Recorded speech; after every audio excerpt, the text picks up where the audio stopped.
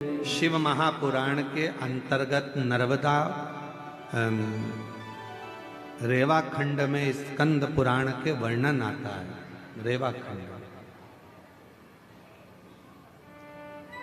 स्कंद पुराण के रेवा खंड में वर्णन आता है कि जब कोई संसार का मनुष्य शंकर जी की कथा में शिव के मंदिर में माई रेवा के तट पर भगवान शिवालय में या शिव महापुराण में किसी का मुख भी अगर झूठा करा देता है तो उसका भंडार स्वयं भोलेनाथ भर जाता है।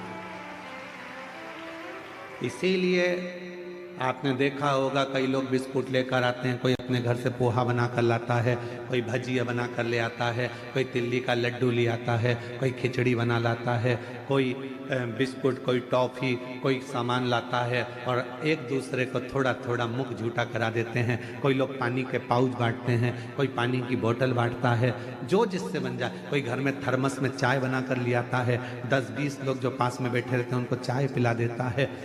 अर्थात मुख झूठा कराने का वर्णन भी हमारे यहाँ स्कंद पुराण के रेवा खंड में वर्णन आता है कि जो माँ रेवा के तट पर भगवान शिव की शरणागति में, शिव के शिवालय में, शंकर की कथा में अगर आए हुए शिव भक्तों को यदि मुख भी झूठा करा देते हैं तो उसके मृत्यु का भरोसा नहीं है।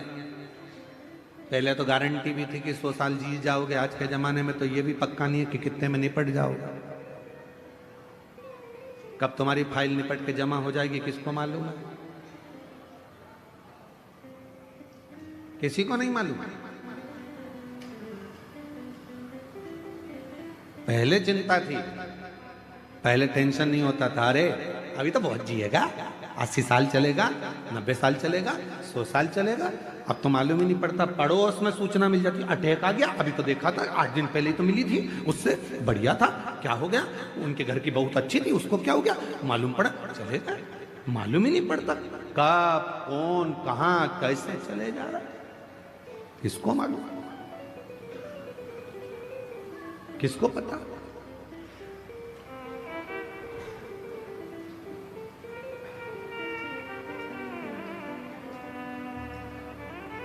सुबह उठा करो ना, रोज सुबह सुबह सबसे पहले उठते से ही, सबसे पहले उठते से ही जैसे तुम्हारे नेत्र खुले, सो के उठो, वैसे ही भले पलंग पर पड़ी पड़ी आंख खुलते से ही भगवान को धन्यवाद देना, आज फिर जिंदा उठा दिया, आज फिर जिंदा उठा दिया।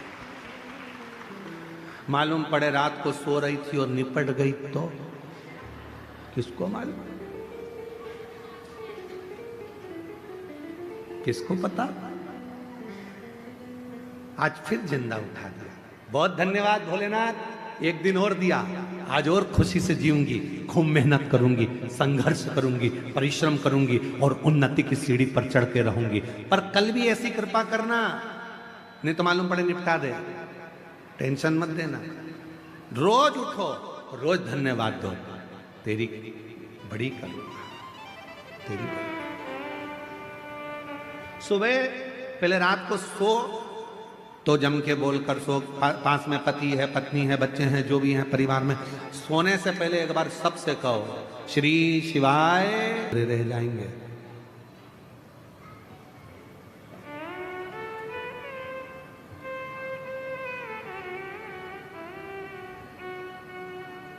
कई लोग तो हमसे भी कहते हैं, सियोर वाले महाराज तुम इतना सोना वोना पहन के कथा बाजते हो। जजमान दिए हैं, भोलेनाथ की कृपा है, शिव की करुणा है, जोड़ जोड़ के तिजोरी में धर जाएंगे, बाद में औलाद पहनेगी, अपन ऊपर से ताकेंगे, हमारी चेन तुम पहन रहे, हम तो पहन ही नहीं पाए। अलमारी में जितने कपड़े रखे हैं निकालो, पहनो, कल का बिल्कुल भरोसा नहीं है कि पहन पाओ कि नहीं पहन पाओ।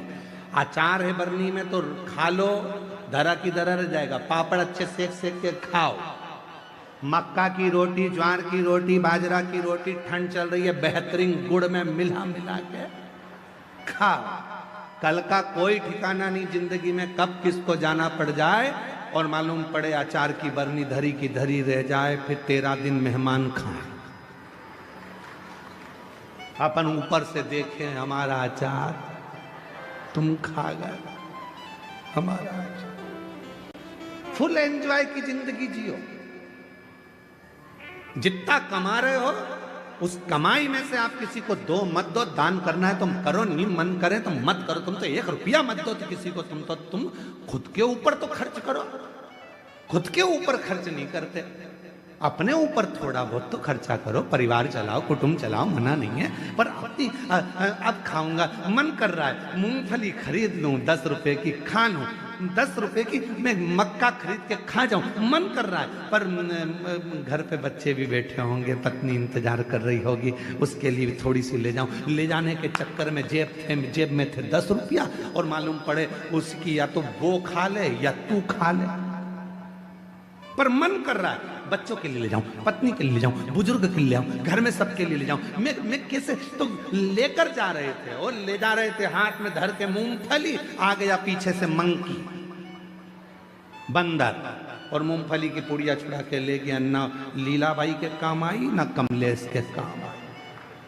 मूंगफली बिमलेश का भाई खा गया, ले हो गया डरा।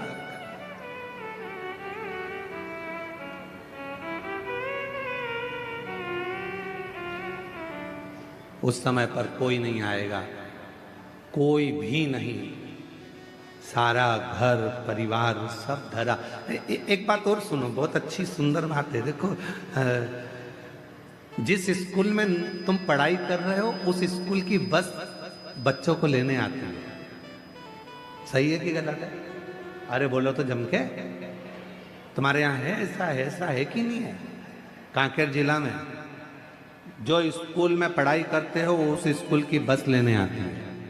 टीचर को भी लेकर जाती है और स्टूडेंट को भी लेकर जाती है, बच्चों को। जिस कॉलेज में पढ़ाई कर रहे हो उस कॉलेज की बस लेने आती है। जिस फैक्ट्री में नौकरी कर रहे हो उस फैक्ट्री की बस लेने आती है। तुम बहुत बड़े ओहदे पर जज बन गए, अच्छी कुर्सी पर बैठ गए, तो सरकार की गाड़ी तुमको लेने आएगी। तुम बड़े अधिकारी बन गए तो सरकार की गाड़ी तुम्हें लेने आएगी, छोड़ने जाएगी। बोलो सही है कि गलत है? बोलो तो सही है ना? ज्यादा तेज ठंड तो नहीं लग रही है? हाँ तो फिर बोलते जाओ, सही है?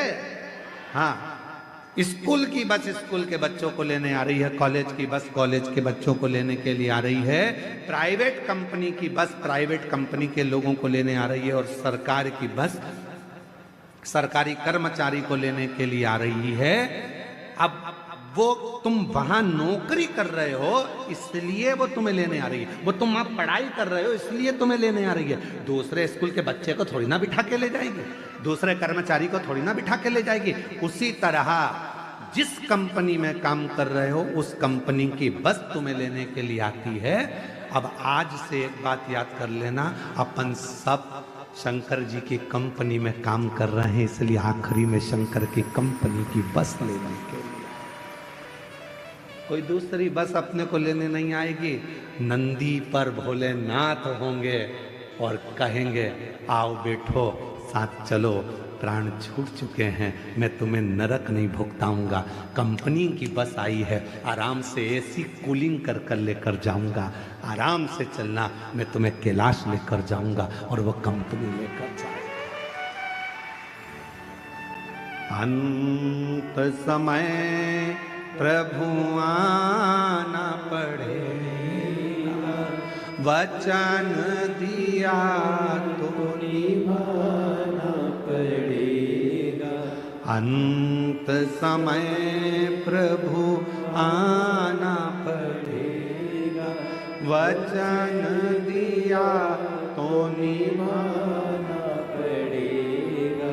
आए ना आए प्रभु कुटुंब कबीरा, अंत समय प्रभु आना पड़ेगा, वचन दिया तो निभाना पड़ेगा। अंत समय में तुझे आना है। वचन दिया था, शिव पुराण में बैठकर कहा था। सियोर वाले महाराज ने बोला था, हम नहीं मानते कि सियोर वाला महाराज कथा करता है, हम तो ये मानते हैं कि हमारा विश्वनाथ कथा करता है। तो हमने तो उनकी वाणी को शिव की वाणी मानी और वचन दिया था कि तुम घबराना नहीं, आखिरी में उसकी गाड़ी लेने के लिए आएगी। तो मुझे यमराज लेने नहीं आना चाहिए, मुझे यम के दूत नहीं आना चाहिए। अंत समय में आए तो तू आना।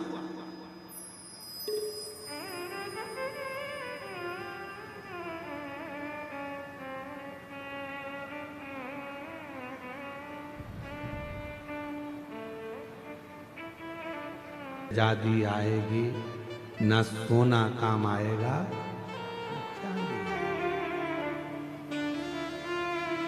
कोई पलंग पर पड़ा हो, अंतिम सांसें गिन रहा हो। आप लोग किसी को हॉस्पिटल में देखने गए हो कभी कि नहीं गए? बोलो बोलो, जम के बोलो। गए हो? हॉस्पिटल में जाके क्या बोलते हो? मामा जी। अब वो बेचारा ऑक्सीजन लगी मुंह में, वेंटिलेटर पे पड़ा, और तुम मामा जी, मामा जी समोसा ला दूं, मामा जी गुलाब जामुन, मामा जी 50,000 रुपए रख दूं तुम्हारे पलंग के पास। मामा जी ऑक्सीजन मुंह में लगी, मन में सोच रहे निकल जाए यहां से बाहर, मर रहा और 50,000 रुपए क्या ऊपर लेके जाऊंगा। जब अच्छा था तो समोसा नहीं खान दिया, मुंह में ऑक्सीजन लग रही है। क्या करूं उस धन का? मरने वाले व्यक्ति को ना समोसा चाहिए, ना गुलाब जामुन चाहिए, ना तुम्हारा धन चाहिए। मरने वाले व्यक्ति को तो केवल शिव का नाम चाहिए कि वो बचा लाए, काल के ग्रास से छुड़ा कर लिया है। अकाल मृत्यु वो मरे जो काम करे चंडाल का, और काल उसका क्या बिगाड़े जो भक्त हो महाकाल का। अंत समय में उसको चाहिए कि कोई ऐसा मिल जाए जो मुझे श्वास ला कर दे दे, कोई ऐसा मिल जाए मेरी ऑक्सीजन ला कर दे दे, कोई ऐसा मिल जाए कि मुझे ठीक कर दे। मुझे धन नहीं चाहिए, समोसा कचौड़ी नहीं चाहिए, 2 एकड़ जमीन नहीं चाहिए। केवल अंतिम समय में भगवान से प्रार्थना करता है कुछ श्वास और दे दो, और वो श्वास परमात्मा कहेगा मैं देने को तैयार हूं। पर एक बात याद रखना कि तूने अपनी श्वास को क्या बढ़ गए। कॉलेज स्कूल में बच्चों को पैसा कमाने का तरीका सिखाया जाता है। आज के नए नए फैशन में लोग मोबाइल पर भी पैसा कमाने का तरीका सिखा रहे हैं, पर शिव पुराण पैसा कमाने का तरीका नहीं सिखाती। शिव महापुराण की कथा उम्र बढ़ाने का तरीका सिखाती है। क्योंकि पैसा तो कमा लोगे पर भोग कैसे करोगे? पैसा कमा के रख दिया और निपट गए तो फिर ऐसा भोग करने के लिए शरीर भी तो अच्छा रहना चाहिए, पूरा शरीर पुष्ट रहना चाहिए, पूरा शरीर अच्छा रहना चाहिए। इसलिए निवेदन है, सोफा सेट अच्छा है तो चने खाओ, मूंगफली खाओ, गन्ने को छील छील के खाओ। जब सोफा सेट ही नहीं रहेगा तो चने क्या कूट के खाओगे? अच्छा शरीर, भगवान नाम लो, भजन करो। कई लोग कहते हैं गुरुजी अभी तो हमारी उम्र बची है, अभी तो हम कोई बुढ़े थोड़ी ना हो गए जो भगवान के मंदिर जाएंगे, अभी हम बुढ़े थोड़ी ना हो गए जो शिव पुराण की कथा में जाएंगे। जब बुढ़े हो जाएंगे तो कथा सुनेंगे। हमने कहा ठीक है, बुढ़े होने पर तुम इंतजार करो, उसमें कोई दिक्कत वाली बात नहीं। और फिर कहीं का होता है, हमारे हम जहाँ सीहोर में रहते थे नमक चौराहे पर, वहाँ पर हमारे पड़ोस में एक काकी जी रहती थी। हम उनसे हमेशा कहते काकी कथा में चलो। काकी कहती थी अभी बेटा बेटे की शादी हो जाए, बहू आ जाए, मेरे को करना क्या, उसके बाद तो कथा ही सुनूंगी। 1 साल बाद वो भैया की शादी हो गई, उनकी बहू आ गई। हमने काकी से कहा काकी कथा में चलो। काकी बोली बस बेटा बहू का थोड़ा जाते का समय है, छोरा छोरी हो जाए उसके बाद तो कथा ही कथा। अब छोरा छोरी हो गए, 1 साल बाद फिर कहा कि अब कथा। अब बेटा वो बच्चा छोटा सा है, बेचारी बहू रसोई घर संभाले कि बच्चा संभाले, बस थोड़ा सा बड़ा हो जाए। हमने 3 साल कुछ भी नहीं बोला। 3 साल बाद फिर कहा काकी कथा में चलो। काकी बोली बेटा वो छोरा छोटा सा पाँव ले लिए इधर उधर घूमता है, पकड़ के रखना पड़ता है, ठीक है। अब बच्चा बड़ा हो गया 2-4 साल बाद, फिर हमने कहा काकी कथा में चलो। काकी बोली चलने को तो चलूँ पर हमारा कमर से नहीं बैठा जाए रे, नहीं बैठा जाए घुटना से। फिर हमने कहा ब्रेन तो तुम ऊपर सुन लेना, अब बोलेगी हाँ सुनकर क्या करोगी, वही सुनना।